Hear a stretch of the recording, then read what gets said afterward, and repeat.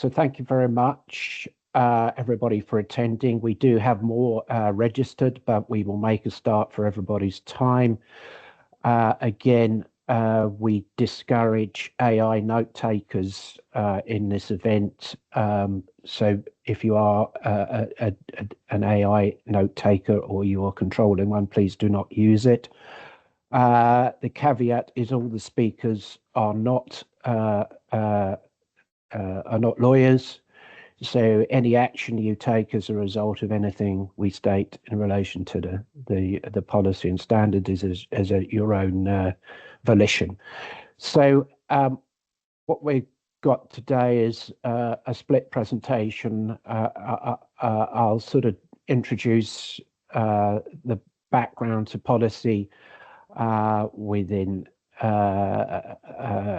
to European policy, and then Virginie, my colleague, will drill into the Waste Framework Directive amendments, and then I'll come back in with a little bit of intro on standardization that's emerging in the area, and we'll then highlight some key actions that companies might want to take in monitoring regulations and some uncertainties that we're finding, and then a colleague will present shortly for 5 minutes or less on some specific research he has been doing on EPR and textiles, and then we'll open it up for questions.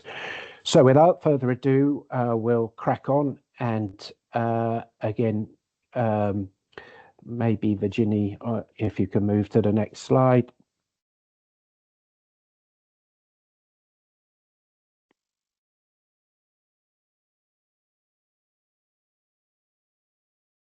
Great, thank you.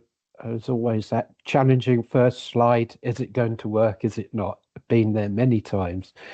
So this project is part of the Just Fashion project that is led by University of Antwerp, and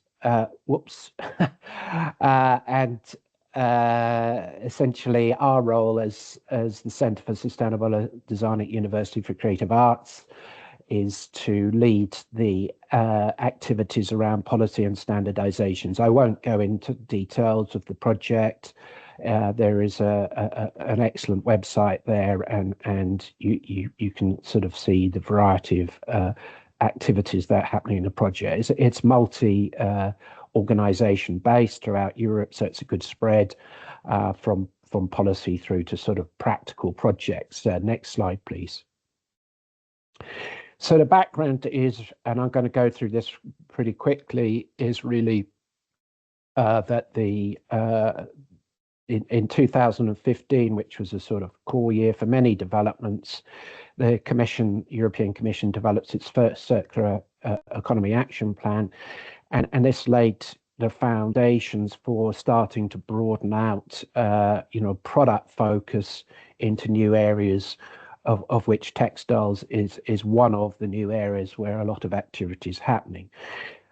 In 2019, the Green Deal was formulated, and aligned to that, there are two key developments: a communication that really addressed for the first time circular and sustainable textiles, and set up a non-binding agreement, but made a series of recommendations in terms of where policy might move forward in the sector.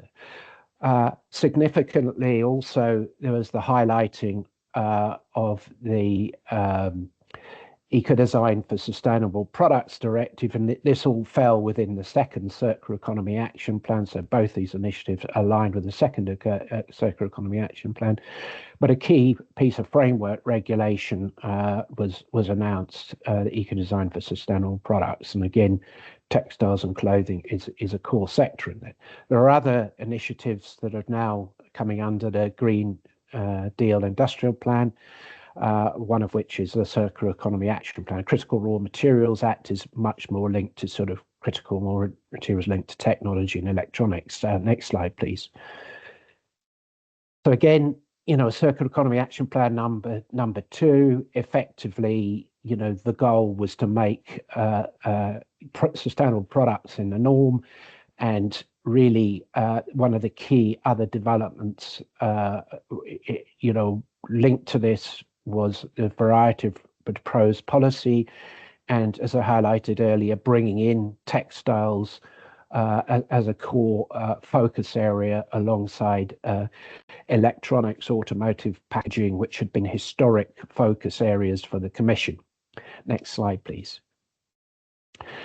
And as highlighted before, it was the first time that the Commission had really set out the scene in terms of the textile sector, and it published this communication that really highlighted, the background to, much of the regulation that is now on the books and developing.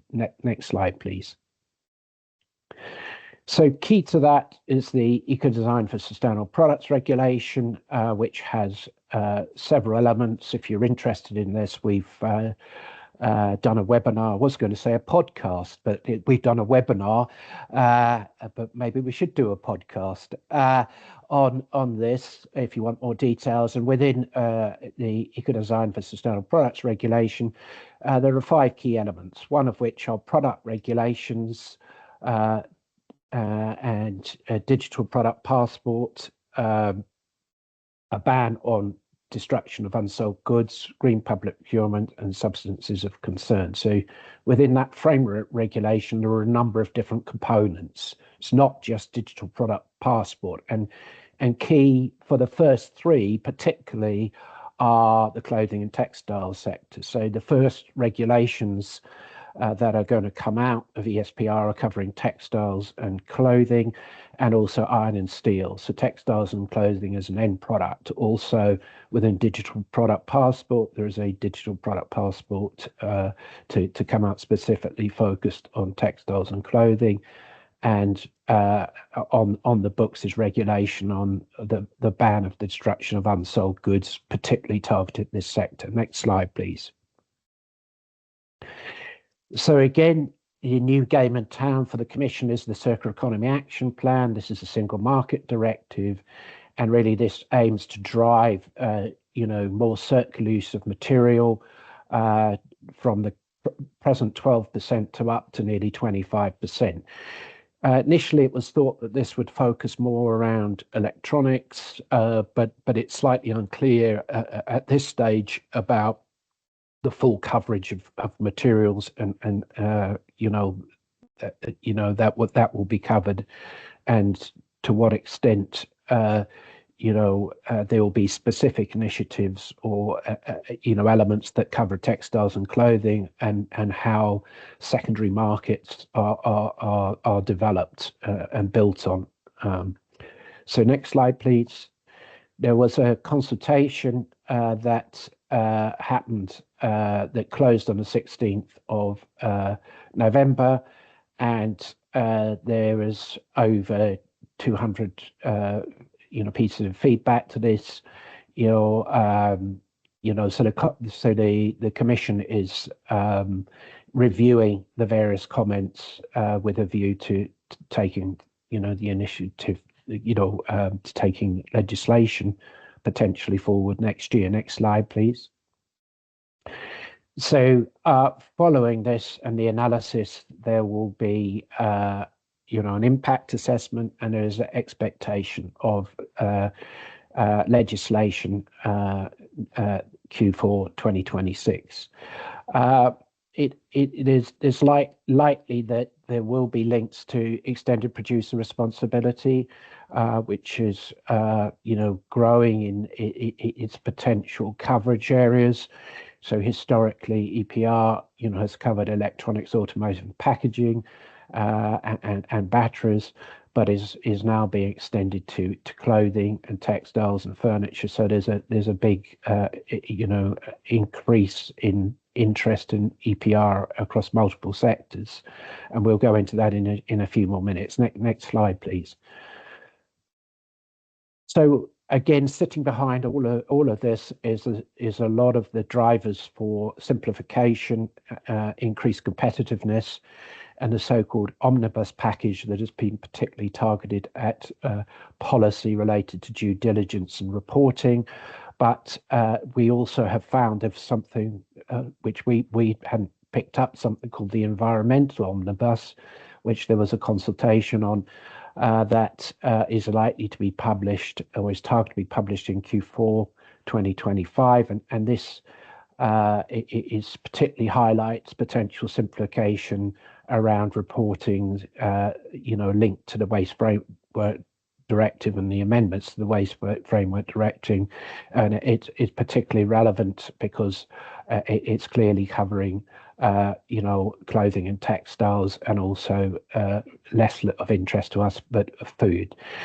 So anyway, I'll pass over now to Virginie, and Virginie, I will allow people in, whilst you're talking. All right, thank you. Okay, so now let's move on to the Waste Framework Directive. If it's working, yeah, okay. So as you know, it entered into force in 2008. So the Waste Framework Directive aimed to create is a legal framework for treating waste in the EU. So it basically stated the foundational principle for waste management by establishing the 5-step waste hierarchy that you can see on this slide here. And it also had a few other principles that it includes. For example, it confirms the polluter pays principle, and also makes distinction between waste and byproducts, and provide additional labeling. So the Waste Framework Directive in 2008 was then amended in 2018, where something important was the setting a system in place for all the EU member states to separate collection of textile waste in order to facilitate the reuse and improve the quality of recycling. So so all the member states needs to have put into place this separation of textile waste as of the 1st of January 2025. And the amendment in 2018 also introduced some mandatory and target for reuse and recycling of municipal waste, with a target for example, 65% by 2035. And it also increased a harmonized definition of municipal waste to facilitate the reporting. So now then we move forward to the actual revision we are talking about today, which is the revision in 2025.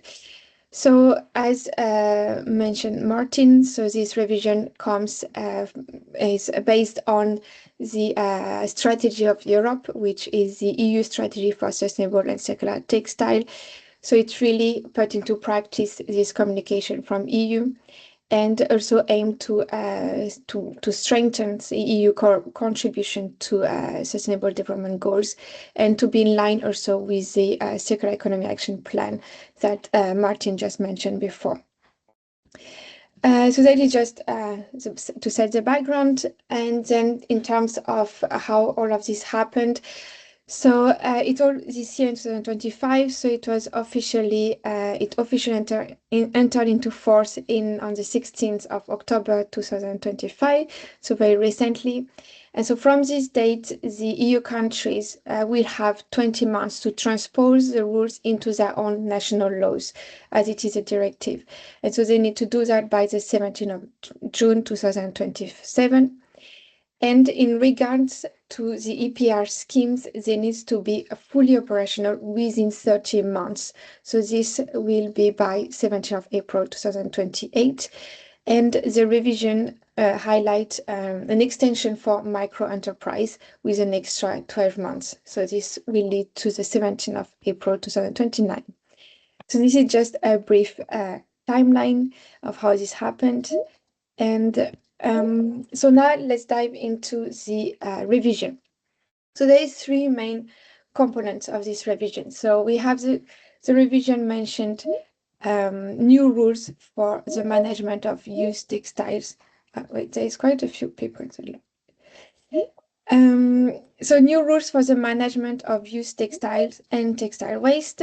So all the separated collected textile will be considered as waste. So that's what the revision make it very clear in order to ensure a uniform interpretation across all member states of what actually constitute waste and versus used textiles, sorry.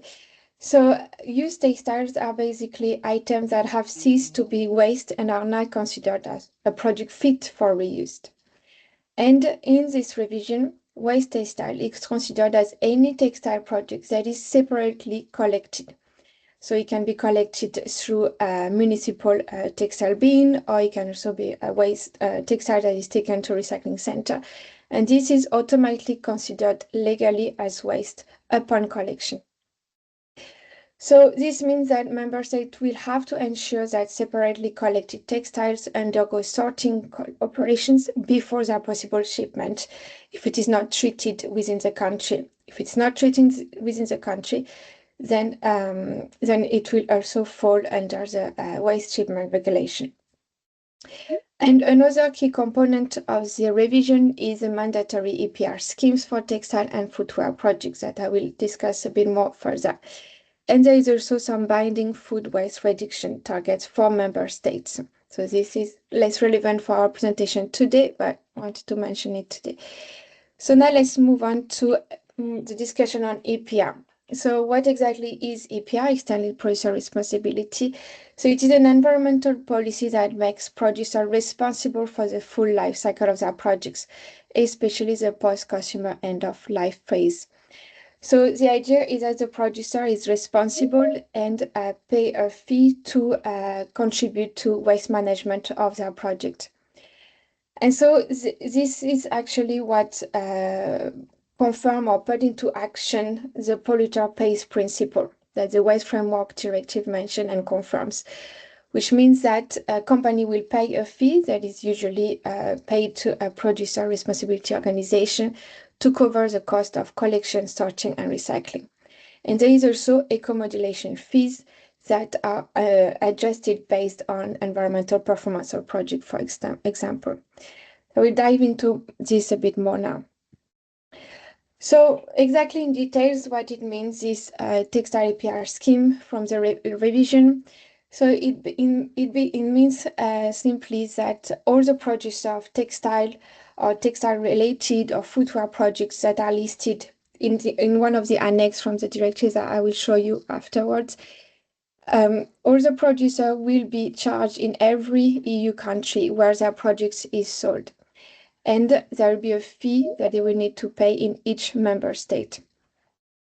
So there is no EU-wide minimum or maximum of these fees, and the projects that are include apparel, clothing, accessories, blanket, but also curtains, hats, etc., for example.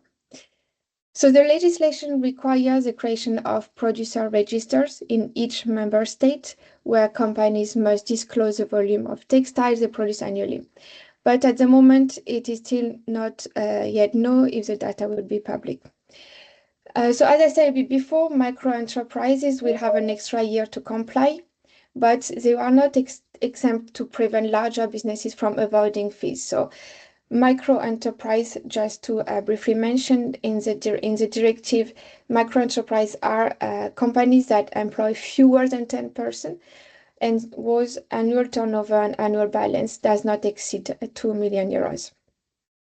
There is also exemption for self-employed tailors creating custom garments, and also for businesses that sell only second-hand or upcycle items. They are excluded from this scheme and from paying the fees. So based on the regulation, the EPR fees must be based on weight, and all the eco-modulation of EPR will be applied. And the eco-modulation will be based on ESPR and forthcoming delegated act from ESPR. So the EPR fee will basically finance all the collection schemes and the management of the collected textile, providing for their reuse, preparing for reuse, recycling, and disposal. So here I just highlighted for your information the annex that highlights exactly the projects that needs to be included in the EPR scheme. And I also highlighted the ones which are excluded. So people that supply used textile, as I mentioned, textiles that are fit for reuse and those that are derived from those used or waste products, and also self-employed tailors, as I mentioned, that produce custom products. So one must comply with EU textile EPR. So in the directive on the Article 3, you can see a clear definition of what producer mean. So it's quite broad and it covers basically any legal entity who first makes the product available on the EU market, irrespective of the sales method. So it basically explicitly applied to any selling technique, including distance contracts, online sales, with enforcements increasingly targeting online platforms that will need to cooperate to make sure that companies that sell through their platform comply with the regulation. So basically, the online seller or the company that first makes the products available on the market, regardless of where they are established, is the producer and is legally obligated to pay the EPR fee. So just to make it even more clear, the Waste Framework Directive requires, as I mentioned, that online platforms ensure that the third country sellers using their service have registered and complied with their EPR obligations. So basically, yeah, producer must register and pay fees in every country they sell to. So here I just summarize in a table the main producer types. So we have the EU manufacturer brand, the reseller, the importer distributor, and the distance seller. So I not go in details here for timing reason. So next, move on to the one who are not considered a producer. So also there is clear definition that exclude from EPR definition of producer and therefore do not need to register to a PRO or pay fees.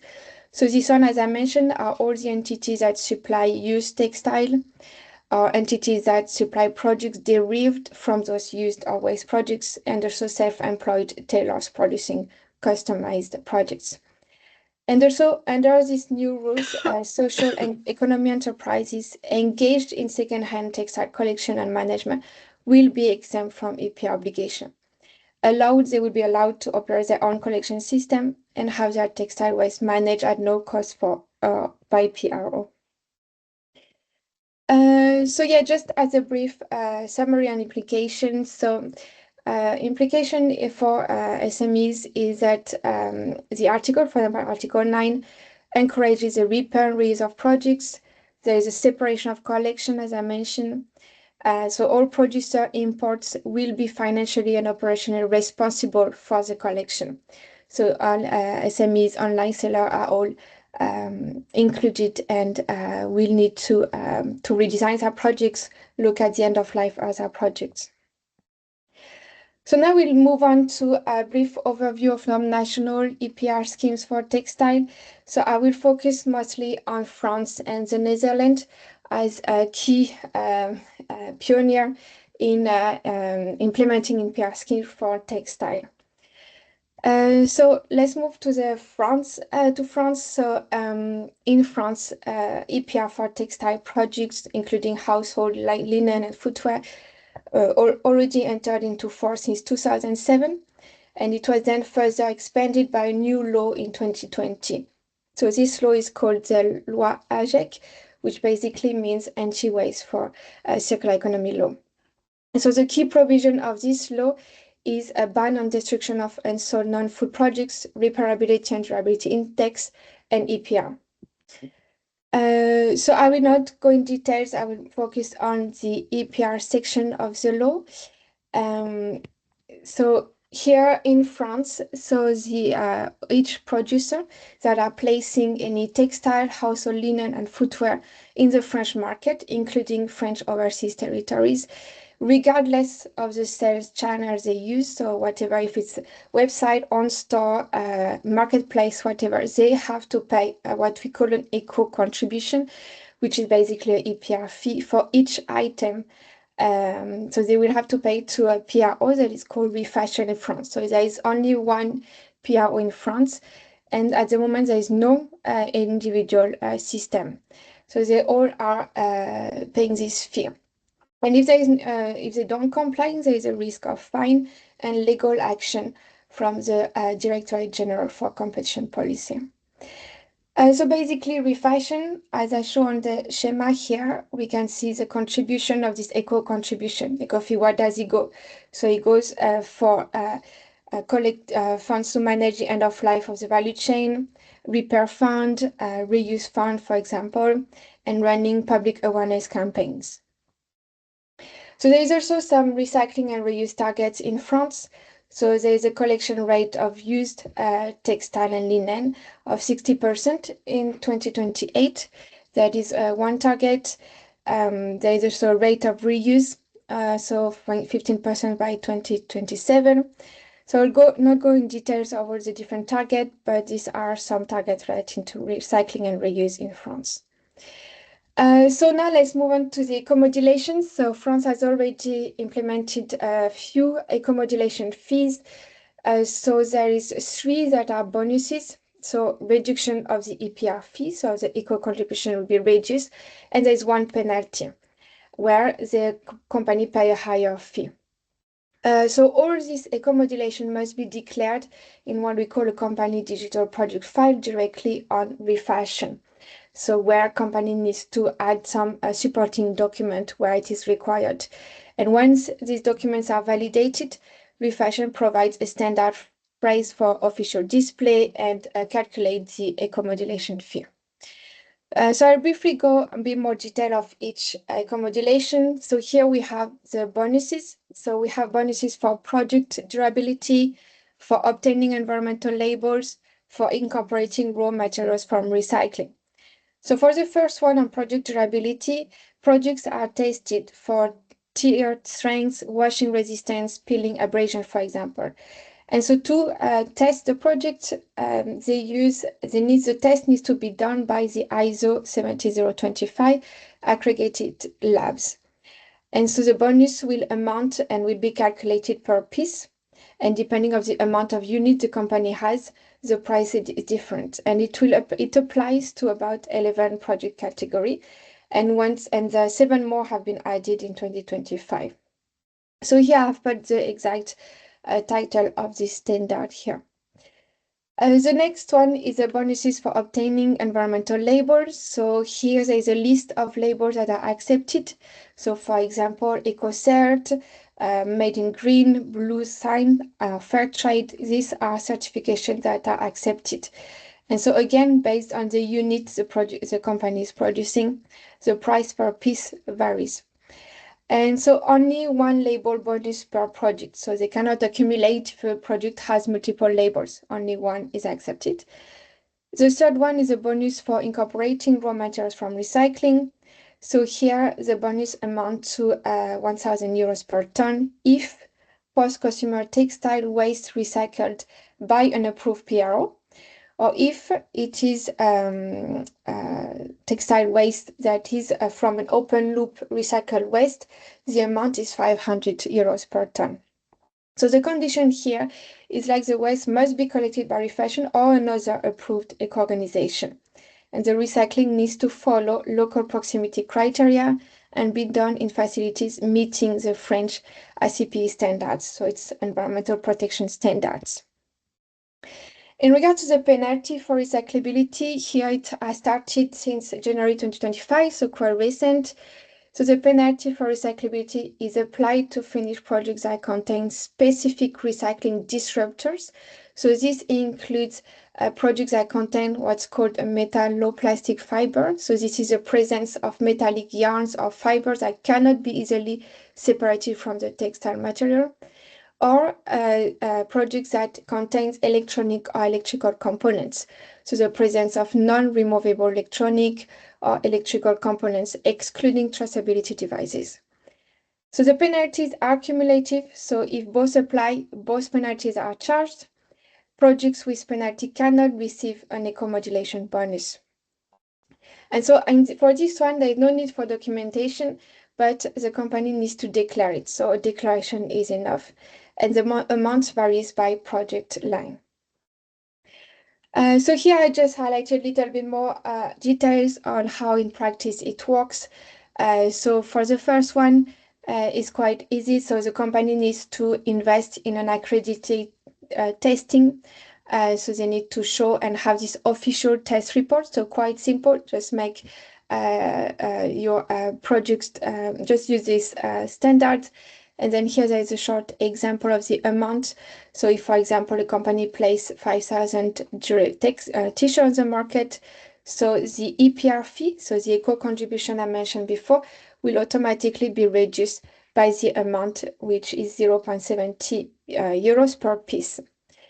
For the environmental label, so this one is quite easy for the companies, just need to submit to your Refashion the evidence, so there will be a certification number and a proof that I got this environmental label, and then the bonus will be calculated.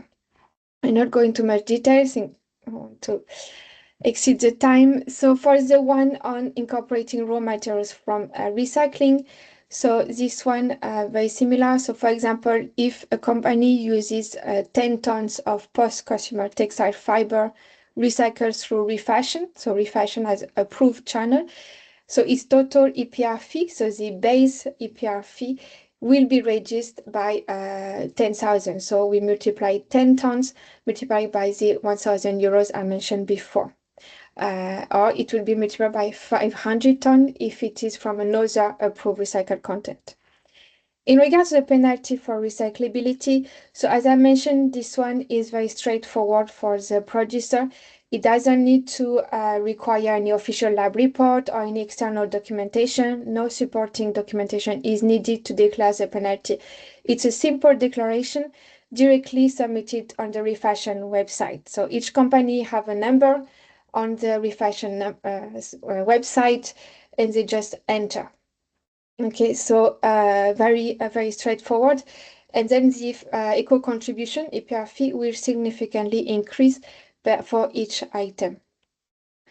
So let's move on to the Netherlands. So in the Netherlands, the Dutch EPR for textile decree was effective since July 2023. So here, companies that are obligated through to respond, implement EPR scheme and pay a fee are all producers that imports or produce new clothing or household textile, that puts textile on the Dutch market for the first time. So second-hand goods are not included, or any importers via agents or manufacturers textile for Dutch customers. So companies are not obligated if they buy directly from a Dutch-based suppliers, because the Dutch-based supplier will be the person obligated. Or if it's a company that only sells second-hand items or only exports outside the Netherlands. So the EPR scheme also has some legally binding reuse and recycling targets for the producers must meet from 2025. Okay, so here I just put the different targets. So I'm not going details, but yeah, there's few targets for reuse. So there is 2 for reuse, there is some for fiber to fiber recycled, with, for example, target for 33% by 2030. So in the Netherlands compared to France, they have 3 PRO. And so the company can decide which PRO they want to be associated with. So producer needs to contribute financially to the collection and processing of their products, similar to France as well. So basically they choose their PRO and they must submit an annual report to the Dutch Ministry of Infrastructure and Waste Management. And this report needs to include the total weight of textiles placed on the market, the split between clothing and household textiles, and the data distinguishing between private and professional use of the product. So the legal requirement is to track and retain records for at least 5 years for audit purposes. So that is some specificities there. Then all PROs, so those 3 PROs are responsible for ensuring their collective members meet the national reuse and recycling targets I mentioned before. So in the Netherlands as well, producers have the right to meet their obligation individually. So this means they can choose to set up their own recycling collection contracts, meet the national targets, and handle all the necessary reporting to the government themselves. So here I just highlighted the 3 PR. So the main one, which has the highest market share, is Teaching UPV Textile. A new one that just been established in 2024 is called Collective Circular Textile. I'm not sure the pronunciation. And another one is EPR Netherlands that also operate outside the Netherlands. So yeah, just a little brief distinction between PRO and individual schemes. So even in the revised Waste Framework Directive, it is highlighted that producers have the right to meet their obligation individually. But this means that they can choose to set up their own recycling collection contracts, meet the national targets, and handle all the necessary reporting to the government. But they need, if they decide to decide, they need to meet all the general minimum requirements of Article 8A that you can find in the Waste Framework Directive. So it means achieving the national recycling and reuse targets, having clearly defined geographical coverage, ensuring appropriate availability of waste collection systems, having the necessary financial and organizational means to meet all obligations.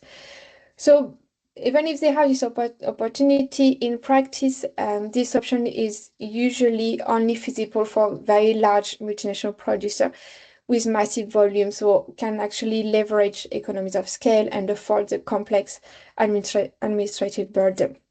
So it is often more rare. Like for example, in France, there is no individual scheme.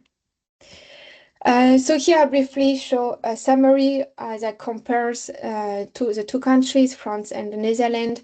So some main difference is that in France, as I highlighted, so first of all, it's been active for quite a long time. In France, it's 2007, and more recent in the Netherlands, so it came into force in 2023, but it's been fully active since 2025. And also another key point is that in France, we only have one PRO. In the Netherlands, there is 3 PRO. In France, it is more broad. We include linens, we include footwear, whereas in the Netherlands, footwear is currently excluded, but it is expected to potentially be included in 2027 and onwards.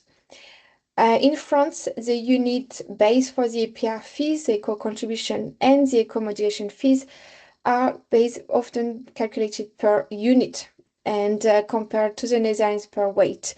And that is also kind of a challenge because in the revised Waste Framework Directive, it is emphasized that fees need to be calculated per weight. So we don't know how it's going to happen in France, they are going to change or not. Also in France, there is a specific labeling. So we have labels that have to be displayed when the company pay a fee. But in the Netherlands, there is no specific labeling, there are no mandatory labeling compared to France. Also, there is some key targets in both countries, yes, for collection rate, but in Netherlands are also very detailed. So yeah, just briefly, we have mentioned the UK as well. So the UK is developing a policy framework. So with some work being carried out by WRAP. And there has been 2 reports recently that provide the government with the evidence and insights necessary to make informed decisions on textile policy in the UK. And a formal public consultation EPR for textile is anticipated potentially late 2025 or more early 2026. So we'll see what is going to happen in the UK soon. So Martin, I give you the floor to discuss some of the standards. Sorry if it took too much time. Are you on mute?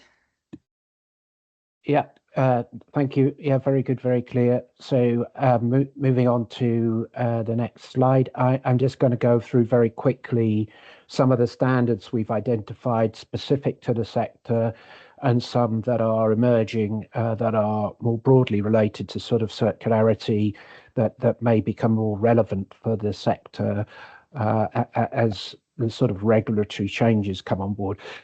So we've identified, primarily the standards are maybe technical. I'm not going to go through in terms of the details of these, although a number of them, although technical, do have implications for product circularity or product circularity, aspects. We saw there from the French regulation that they are referring to accredited labs that can do specific testing, and those tests don't have the prefix circular on it. So those are existing standards that perhaps can support on durability, for example.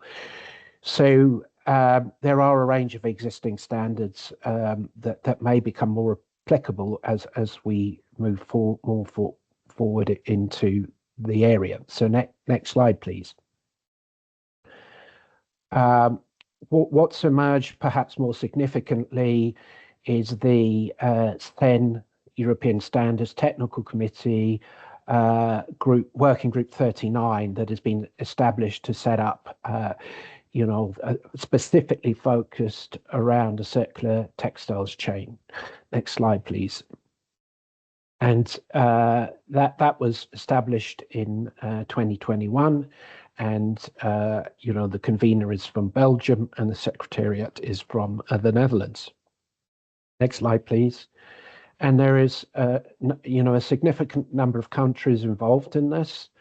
I heard something over perhaps 200 experts involved in different elements of that. Doesn't mean that they're attending all the meetings, but there is some level of engagement there with also multiple large organizations and liaisons with other European standardization groups. Next slide, please. So again, I'm not going to read through the details of these because the webinar is being recorded, and we will send a link out after the event, so that you can review these things in detail. We won't be sending slides out, but the webinar link will have these in effect slides. So there's a number of standards already in development, mainly in development. Maybe just go back one, just very briefly. As I understand it, there is one standard that has been published within the SEN group on environmental vocabulary, but there is now acceleration of standards development in various stages of development, from designing for circularity to collection, that perhaps is more relevant to ESPR, and we have the one at the bottom here that's around collection, handling and sorting, that perhaps is relevant to the EPR directive. So there is activities in place. Also, there are various aspects in development related to durability. And again, within the Commission perspective, repairability was being discussed a lot based on the French Repairability Index, but we've seen durability emerge more strongly as a sort of a topic of interest, perhaps based on the French durability developments as highlighted by Virginie. Next slide, please. So various standards in various stages of development with a circularity prefix. Next slide, please. Next slide, please. And just as an example, UK as an example of one of the countries that fit within the SEN European Standards Body, although not based unfortunately now based within the European Union. UK is one of the countries outside the European Union that is part of SEN, with Norway and others. And for example, it's now developing a mirror committee to monitor development. So in your own countries, wherever you're based, you may well find there are mirror committees developing to mirror what's happening in the SEN groups. Next slide, please. More broadly, there are a series of standards. Again, I'm not going to go through the details of this, published in the summer last year. There is a number of ISO standards published in circular economy. A number of the core standards have now moved into a revision process, and particularly the two core standards there, which is around terms and definitions, and business models will be due to be, revised by 2028. So I haven't got time to comment on this. I'm quite heavily involved in this, where my role as head of circular economy for British Standards. But there are these broader based standards emerging on how to manage circularity within organizations. Next slide, please. Similarly, there are new standards that are being developed, and I'll pull out there particularly new standard around extended producer responsibility that is being agreed to move forward, and also a new one that is agreed to move forward on circular economy management systems. So these are two new standards that are will be are starting their development processes alongside the revision of the existing standards. Next slide, please. So I think next slide, please. There is also a British standard that was published in 2017, and perhaps that standard, because I was one of those involved in developing, is perhaps slightly more applied than the ISO standards. And we are looking at this stage of whether we are going to revise that standard. So there is a conversation in process about a potential revision of that standard. Next slide, please. So there is now also a circular economy technical committee that's been established within CEN, European Standardization, that is managed by Swedish chair with Swedish chair and secretariat, and that is sort of effectively mirroring the ISO process. Next slide, please.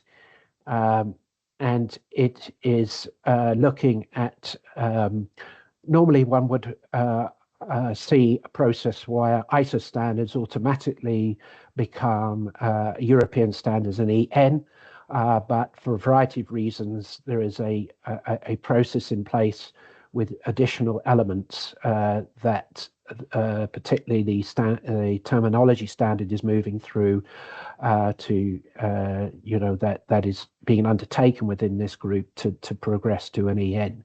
Also relevant to this and to the textile sector, there is a new working group that is established around extended producer responsibility and information sharing. Initially, that was discussed as being, whether it be a European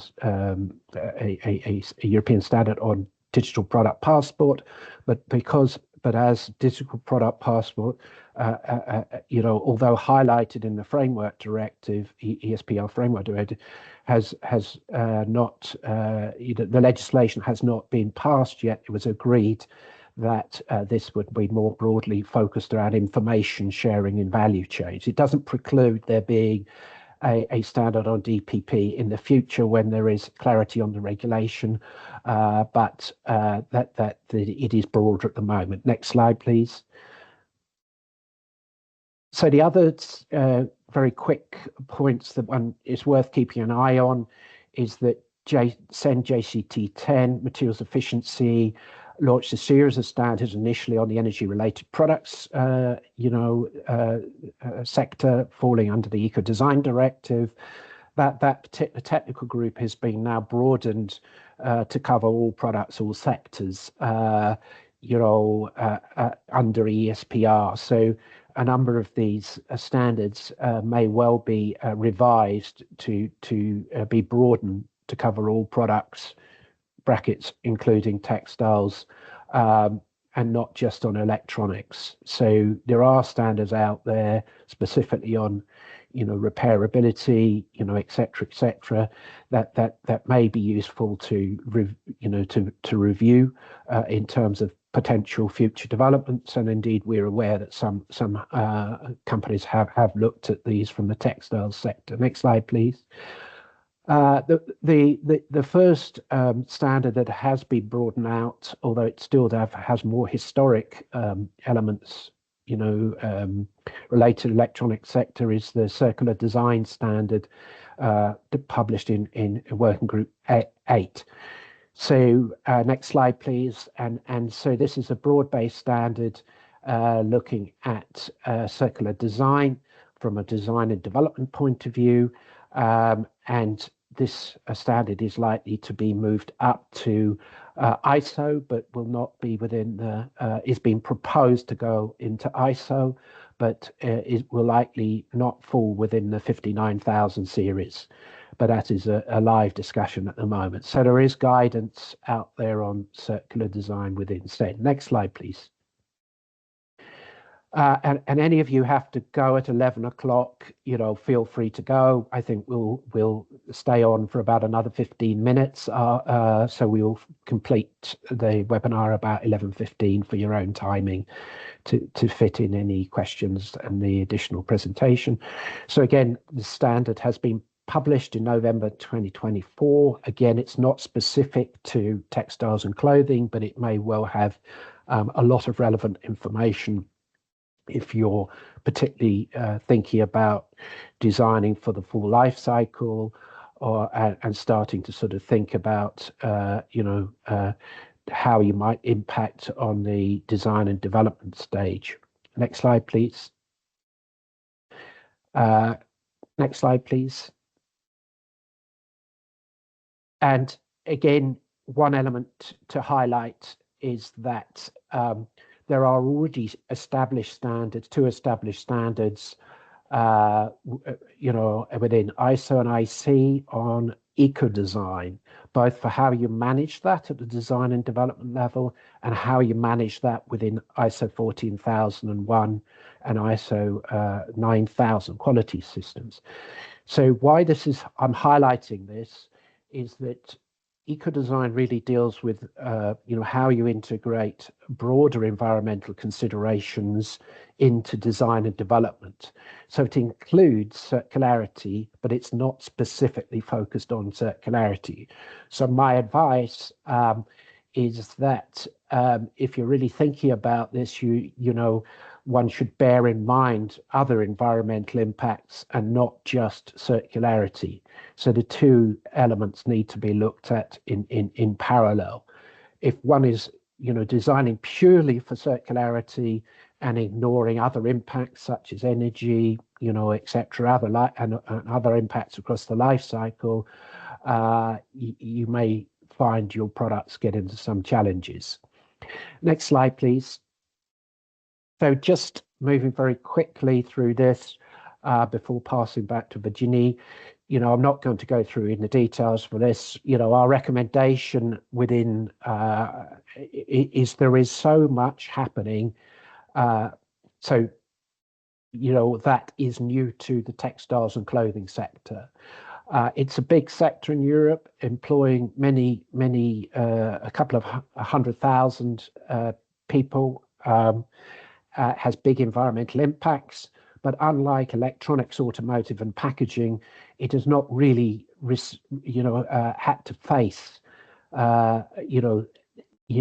multiple environmental regulations, such as other sectors have had to face since, the 2000s. So a lot of this is very new to the sector. So if you are an SME, or not just an SME, any sort of organization, the main recommendation from a business point of view is to make regulations and standards now a board level discussion, because it is going to impact on, design, procurement, supply chains, and the future of the organization. How one is going to be able to, adapt and tackle these regulations is going to be challenging. And our recommendation is, if you've not got somebody to manage this, that you start to, place somebody to manage this. Maybe it's not full time, maybe it's part time, or a half a day a week, but to start to really monitor the regulation before they start to be implemented over the next few years. So I won't say any more on that, and I'll pass across to Virginie. All right, thank you. So just before I give the floor to Xavier François Verny, I would just highlight a few uncertainty we still have regarding Wait. Can we just keep to the Yeah, previous just slide, one please? second. Yeah, Wait. you've jumped the gun. So can you Yeah, it's okay. yeah. So yeah, just briefly highlight a few uncertainties. So we still are not sure about how the collection system will be harmonized, or what kind of quality of collected material we'll get. So still some issue about collection systems that we still are not sure. The capacity for reuse and recycling in EU or each member state, how this will be implemented, how to be improved, the infrastructure for reuse and recycling. These are still some uncertainties. The exact design of EPR schemes, so differences between collective individual schemes. So I mentioned a bit details we have about individual schemes and collective PRO, but this is all we have. We don't know exactly the design, how it will be in more details and specifics. There is some clarification about waste and use, but what exactly in practice it will look like, or more specifics as well are missing. Specifics around eco-modulation, because it will depend also on ESPR regulations. So we don't know yet the criteria that will be used for eco-modulation. We just know that it will be based on ESPR. And the compliance and enforcement regarding producer responsibility. So how exactly will it be enforced? So our understanding is that the Waste Framework Directive mentioned that each member state will have to enforce the directive and compliance using their own means or authorities. But we will know this in the future with more detail. At the moment, it's not exactly clear. And then two last points I want to mention is that the regulation mentioned an harmonized system for registration, meaning there needs to have the same format everywhere in the EU for registration for the producers. But what will it mean for countries which already have their own registration system or on EPR, like as mentioned, France and Netherlands? Will they need to be adapted, and what will mean in practice? And the same applies for the calculation of the EPR fees. As I mentioned, for example, in France, the fees is calculated per items, but the regulation mentioned explicitly that it should be calculated per weight. So what will it mean for France? Well, France, we need to readjust and change all its calculation method, and this might be an administrative burden for France. I don't know in details yet.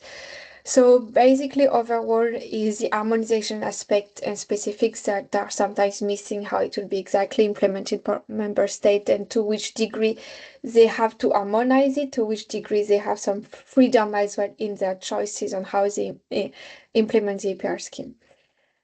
So yeah, that is some point that we will need some details more. So now I am happy to give the floor to Xavier François Berny from Luxembourg Institute of Science and Technology, that will share some key points on research they've been doing on EPR scheme, which I think will be very relevant. So yeah, if you want now, you can share your screen and we tell us about it. Sorry, sorry about the delay. I hope it's okay. We are a bit. So I have your slide if you prefer. I can. No, I will try to. I don't know why it's not working. Why is that? No, it's not this one.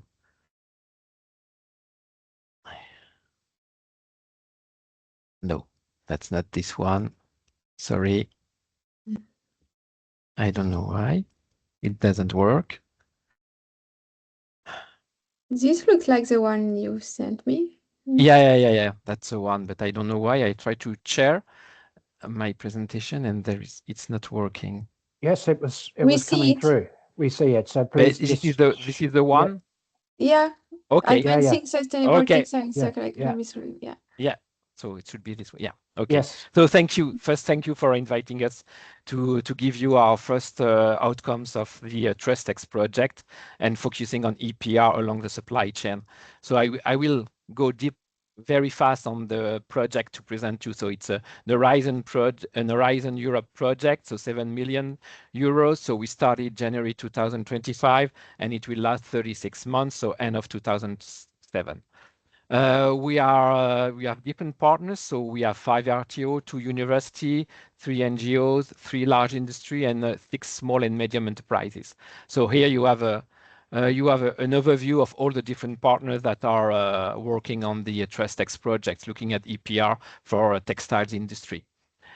So I will go deeply why we must change the business models of the textile industry. So we have to go from linear models to a circular sustainable models, and the EPR implementation is a piece of the puzzle to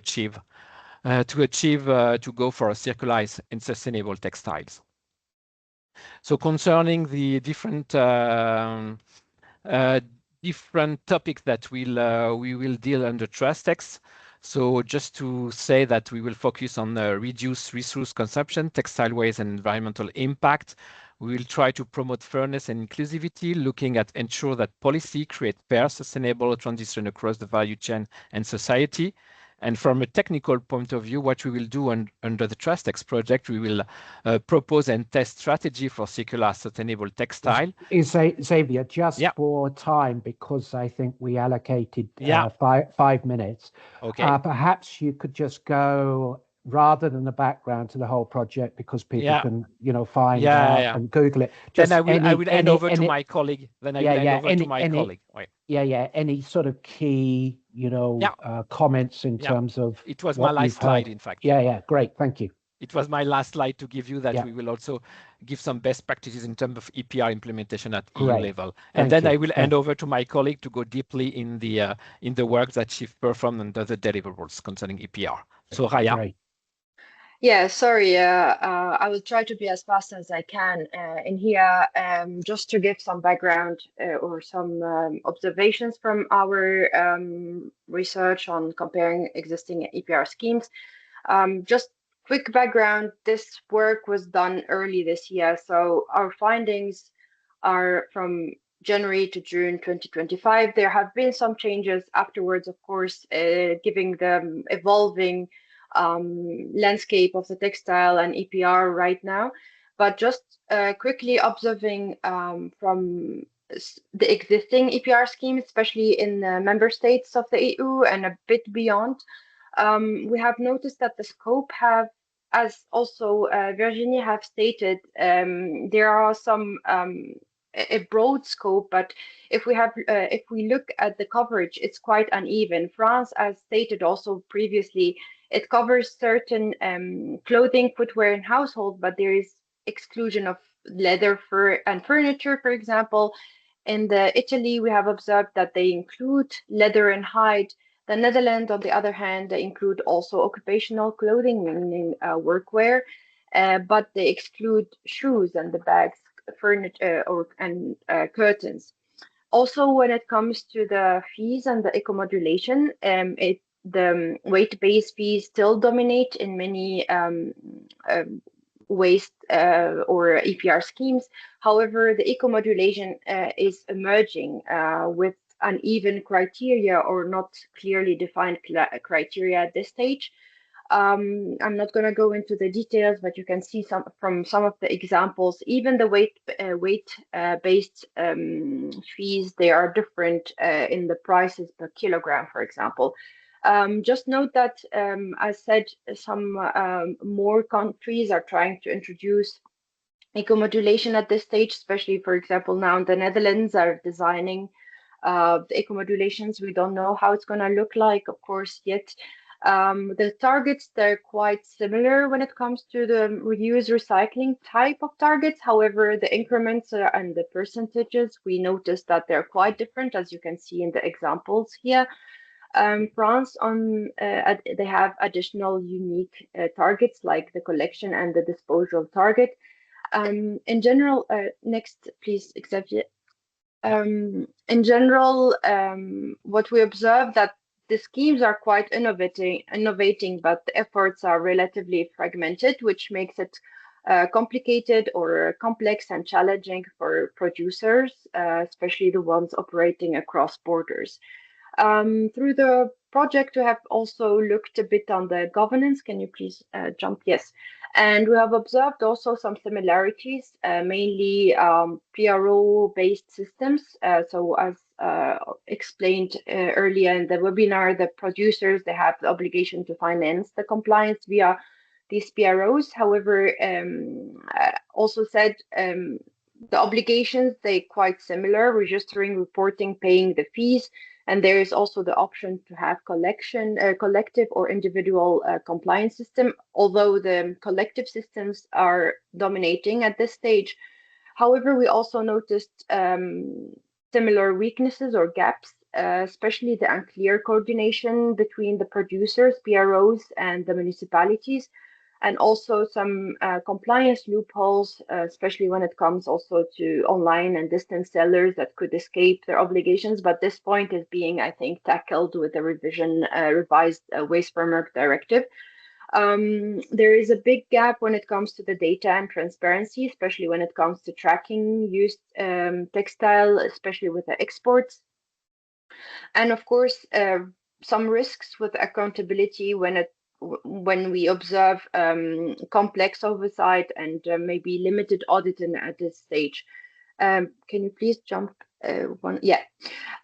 So there is in general, and despite the observed weaknesses like the low collection rate, the limited recycling capacity, weak export control, there are notable strengths for further building on. And in fact, the EU textile EPR landscape or the existing EPR landscapes have already strong foundation with the producer finance governance, especially in France, Netherlands, Italy. This could be strength, but also if you try to implement them across other countries, it might be a bit complicated. However, at this stage, it's, at least from our side, we see it as strength. There's also the continuous introduction of eco-modulated fees and growing incentives for repair and reuse. And this also brings us to think that it's a key opportunity for where the EU can lead by harmonizing governance principles, especially when it comes to scope, targets, reporting, eco-modulation criteria, but additionally upscaling best practices from existing systems. And of course, closing compliance loopholes, especially with the exports and online selling platforms.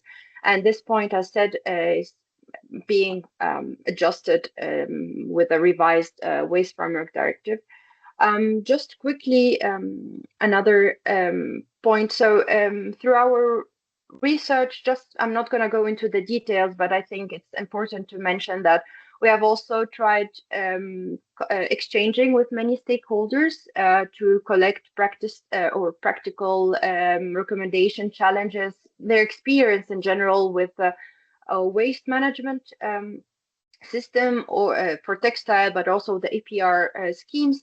And key recommendation are from their side is harmonizing, but harmonizing either fully harmonization or practical or partial harmonization. We have heard both sides. Of course, the eco-modulation of fees and clear criteria for that is a big recommendation. However, some of these recommendations are being hopefully adjusted or included, mandated, depends on the transposition, let's say, or the enforcement in the national schemes. But just to close this part with, please, can you jump to the next slide?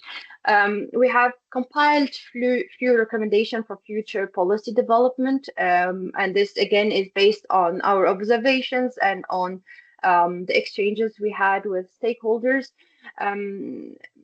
And just to quickly mention, of course, aligning the policies when it comes to linking EPR with the SPR criteria and points, the DPP, the Green Deal objectives, but also ensuring global accountability to make sure that the exports are traceable and compliant with end-of-waste standards.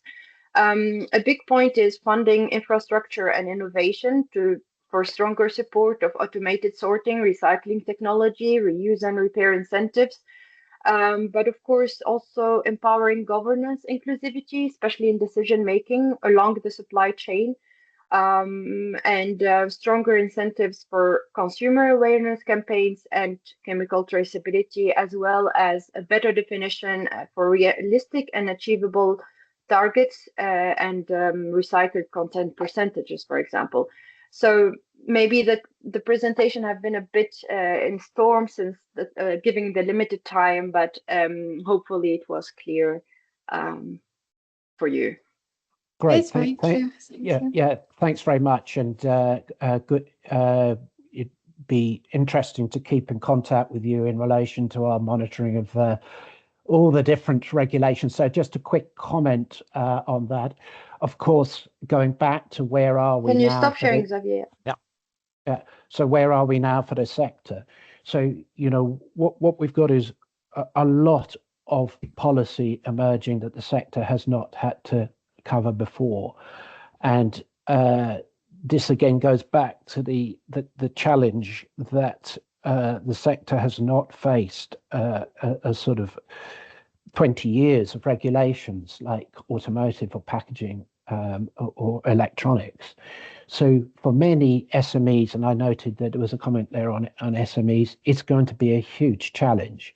And I think we saw there was some exclusions, I think, for micro SMEs that was highlighted, I think, by Virginie. But still a lot of the elements of all the various regulations, and we haven't even discussed the green claims, the tightening of green claims, the complexity around DPP, is that, you know, a lot of the details have not been clarified yet.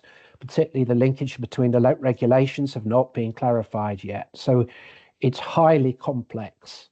So I think for time, because we're running over time today, I think what we'll do is thank our colleagues for joining the discussion. We will be sharing this presentation online, but please watch out for our ongoing series of webinars that we're going to be delivering over the next 2 years. So we are going to be continuing in 2026 to do updates generally on the regulations, on ESPR specifically, and within that on DPP and EPR. So we will have full webinars, you know, that will be updating updating on standards and regulations. So thank you very much for your attention. And, you know, we will be sharing this, within a week of today. So thank you again, colleagues, and see you at another webinar. Thank you. Goodbye. Thank you. Goodbye. Thank you.